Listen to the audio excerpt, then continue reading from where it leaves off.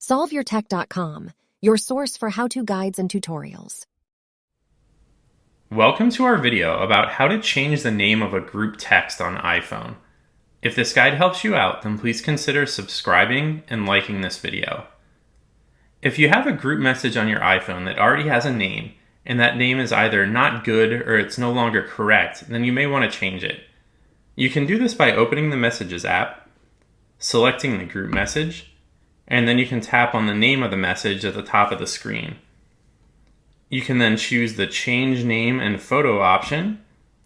Then you can tap the X to the right of the current group text message conversation name, and then you can enter the new name that you want to use, and then you can tap Done at the top right corner of the screen.